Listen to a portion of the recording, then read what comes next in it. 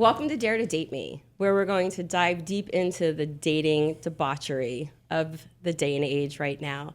Today we have Maria Lynette joining us today. She is a certified life and dating coach, speaker, connection creator who helps attract highly singles, high quality, commitment-minded partners, and through intentional and emotionally aligned dating.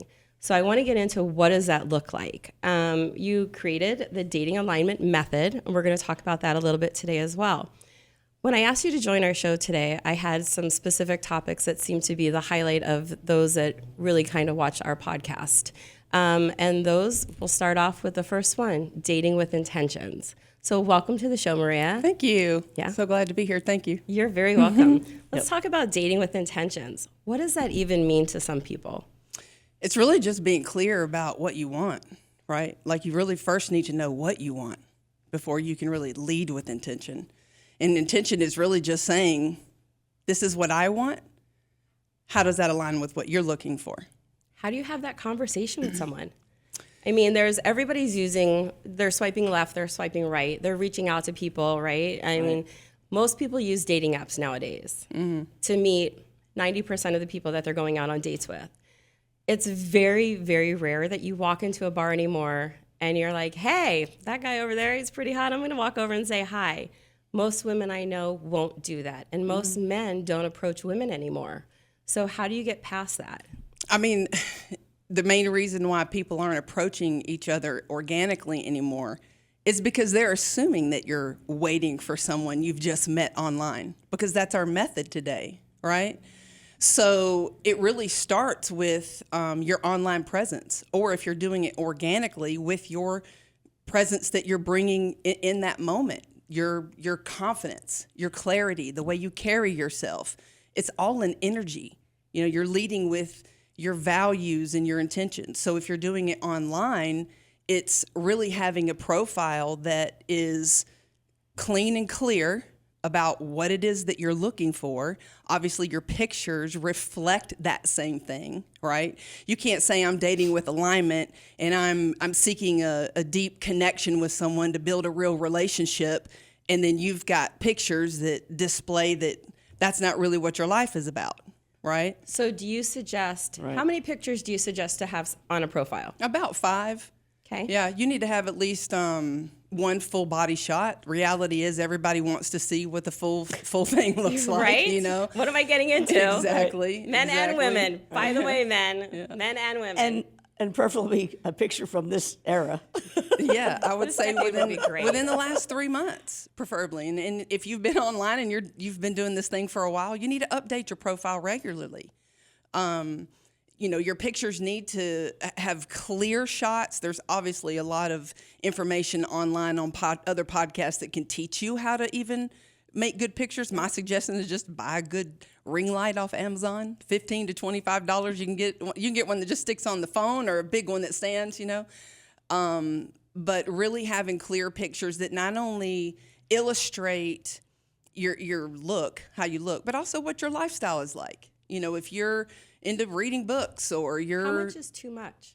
Talk about lifestyle input. How much is too much? Because sometimes I think when I scan through these apps and I see I'm into this, and this, and I do go here and I do this and I do that, but then you have a conversation with someone, they haven't traveled and they said that they love to travel, right? What does travel look like to you? Because I know what travel looks like to me. Me, I can go to Hawaii for a weekend, I can go to France for a weekend, I can go wherever for a weekend, and I fulfill that void for my travel.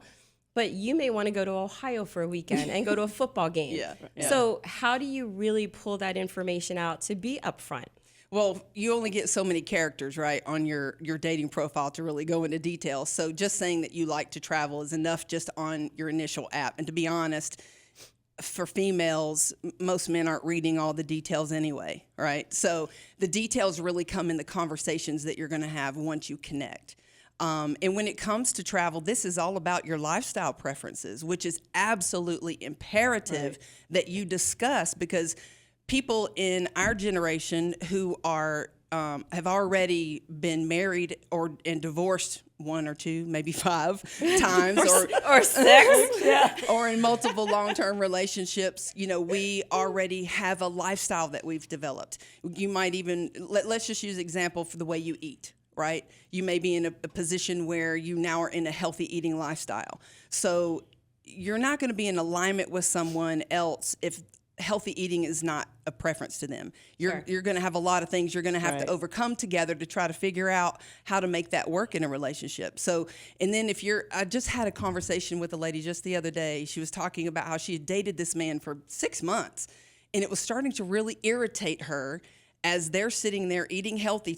She's trying to eat healthy because that's her lifestyle, and she's watching him, who has diabetes, high blood pressure. She's watching him eat steaks, high sugar foods, all of these things. And although she's making the right choices for herself, she's also thinking in her mind long term, this man isn't taking care of himself to the point that he's going to be able to take care of, be around for a long term, right? So it got to the point where she realized this is a value of mine. So any of your values, if you're not in alignment with your partner, 6 months, a year, 3 years down the road, those things are going to start eating at you because you know that they're making decisions you wouldn't make. Right? So you need to be in alignment with not just your values and your vision for a relationship and your long-term goals, but your lifestyle preferences. How do you want to travel? I have a friend who every time she travels only first class. And it's not because she's bougie and that's the only way she's willing to travel. It's because that's her way of rewarding herself after a year's long hard work. Sure. So she travels in class. So she doesn't want a partner who's like, can't we save money if we just go sit and coach? And can't we use this coupon for this and that? She wants to travel the way she wants to travel. So that's another example of a lifestyle preference. So how do you bring that up when you're in that relationship with your partner? When do you bring that up? Do you have, you all have those initial conversations where everything is, butterflies and rainbows, right? And they're trying to be on their best behavior and put the best foot forward as far as those things. I can do that. I can do that. I can do that. Mm-hmm. But the nitty gritty, how do you have the tough conversation? How do you start it? Really and truly, like with my clients, I go through all of their top values with them, and then I help them identify what specific questions they need to ask in those particular categories to make sure that they're in alignment. It's not just a simple question of just, do you like to travel? It's the nitty gritty of like what we're talking about. Well, what does travel really look like to you? How often do you do it? When you travel, do you make a full itinerary that you have to stick to, or do you allow some room for flexibility? Like you're really having an in-depth conversation to find out what it looks like in everyday life. It's another example with spirituality. This is such a huge area where people are so confused because everyone has a different definition for what religious means and what spirituality means. Sure. So it's a conversation that you need to have to get clarity about what it means to them. And is it in alignment with your vision of that? Right. How do you practice that in your everyday life? If it's spirituality, do you pray every day? Do you meditate every day? Are you attending services? Are you going to Bible studies? Are you involved in your community? Or are you just someone that shows up on Easter and warms the seat at the back seat on Sundays? Well, that's what you're saying as far as when it comes to values as far as the way that they're going to be living their life and what they want to be true to themselves and somebody coming into it. Because you don't have to be with somebody that does everything with you every single moment of the day. Exactly. You can go play golf. I hate golf. I like to go do this. You don't like to do that. But that doesn't mean that you're not compatible. Right. So, you bring up a very good point because sometimes when people are seeking relationships, they do tend to rely on their partner to be everything for them. And that's not reality. And it's not really fair, to be honest, right? Your partner needs to have that time to themselves. You need to have time to yourself. Right. Why? Because it restores your energy. It allows you to show up 100% for your partner when you do come back together. and you're still the identity of the person that you were when you met them. Yes. Because if you try to change that person and try to fit them into a different kind of a mold to fit into something, then you're losing that person that you fell in love with. Yes. And you or trying to fall in love with, because then they're not themselves anymore. Yeah, and you should never try to want to change that in somebody. If their lifestyle is not something that you think that you can support, then you're talking to the wrong person. Right. To give you an example of another like conversation around, lifestyle, one of my clients, he and I were just talking today, and he's like, I've been talking to this girl, and it's really important to me that I build a healthy fitness lifestyle with my partner. His vision is seeing the two of them working out at the gym together, right? Well, she made a comment that she doesn't like to go to the gym because she doesn't like the way it smells inside. So rather than just being like, oh, okay, well, this person's not in alignment because it's not my vision, first identify the value, because the value isn't the place, it's the healthy lifestyle. Right. Sure. Identify, well, what does a healthy lifestyle look like to you? Right. And if it's not going to the gym every day, but you're willing to partake in this activity with me, then what does that look like to you? How can we build something that's going to work? Well, that's like, could we go hiking together? Could we go play a round of a golf sport. together? Right, a Could we sport. go, walk around the block every night together? Yes. Like, I think we need to start thinking outside of going to a gym for a workout partner, right? I Yes. mean, there's some people that don't like it. Yes. It's one of the things that I've, Well, you're not a gym rat. You're not a gym rat, but that Right. doesn't mean you're not a healthy lifestyle person, because there's sports, there's walking, there's hiking, there's chopping a cord of wood, for God's sakes. I mean, Paddleboarding, we all love Paddleboarding, paddleboarding right? in Yeah. Arizona, right? Yeah. I mean, there's so many other things other than going to the gym. So, it goes back to, how do you lead that conversation with your partner, with your person, without them being upset, and having them turn and go, well, she doesn't want to go to the gym with me, so this is not my person. It really starts with emotional maturity. First of all, you need to have the emotional maturity to be able to have that conversation in a way that's not dictating or over explaining yourself or trying to force someone, that you're really leaning in with curiosity. So you're stating that this is something that's important to you. You're seeking whether or not, you're seeking collaboration with this partner of how you can come together to make this work, basically.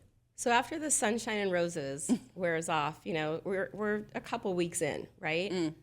And these tougher conversations start happening. When do you bail? If you feel you are not in alignment with this person, and you just feel like, I have so much fun with them, we have a great sexual chemistry, I enjoy going out with them, but for long term, this is not my person. When do you have that conversation? The minute you feel that. I mean, you don't want to ignore your standards just because you enjoy someone's presence, right? I've said 1,000 times, I'd rather sit on my couch alone at night and talk on the phone with a friend of mine or something, versus have someone sitting on the couch next to me that truly does not want to be there, or is truly not engaged in being there. You're wasting time and energy. Exactly. Yeah. You're just trying to make you keep putting those bad Band-Aids on something, and it's never going to fix it. Or trying to make something work, right? A lot of times we tend to think that if we just, shove things under the rug, if we give the benefit of the doubt, or if we just give it a little more time, it'll develop into love. Yeah. And that's not how it works. Great sex does not always lead to true love. So no. There's that. That's a good thing. There's that. Yeah. All right. So I understand that you have a great offer for our listeners. Yes. Tell me about it. So your listeners, first of all, can reach me either on my website at the Olive Ave, which is short for Avenue, theoliveave.com.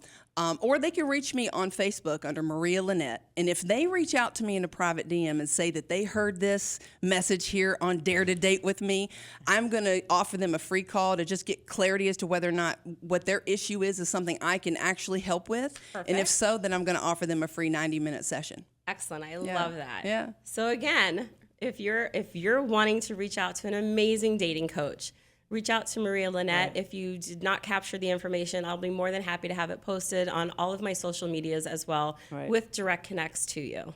Thank you. You're very welcome. Thank you for joining us today. It's been a pleasure. I That's truly great. Thank you appreciate very it. much. My pleasure. Thank you.